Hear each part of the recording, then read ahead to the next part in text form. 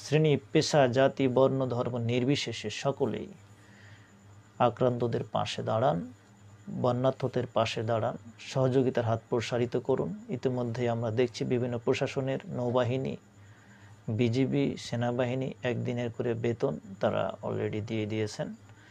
আপনার সব জায়গায় যে যেদিক থেকে আছেন সবাই সহযোগিতার হাত প্রসারিত করুন, কারণ এটা ইরিপারেবল লস, বড় ধরনের ক্ষতি।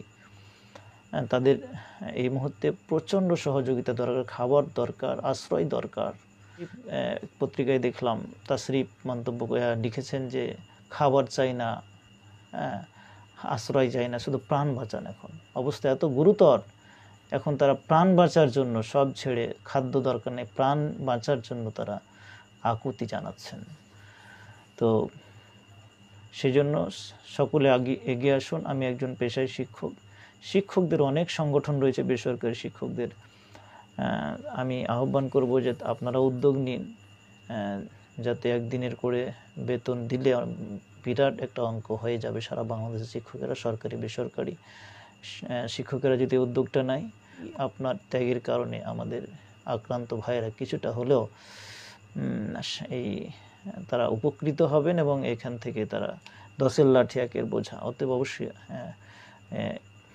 এগিয়ে আসুন।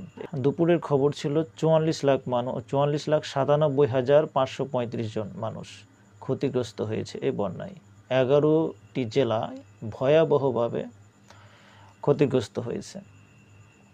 বর্তমানে ওই সব জেলায় মোট 8,87,629টি পরিবার পানিবন্দী অবস্থায় আছে এবং এখন পর্যন্ত আশ্রয় কেন্দ্রে আশ্রয় নিয়েছেন 1,88,739 জন মানুষ। এটা দুপুর পর্যন্ত এই খবরটা ছিল, পরবর্তীতে সেটা আরও যোগ হবে এবং সংখ্যা আরও বৃদ্ধি হবে।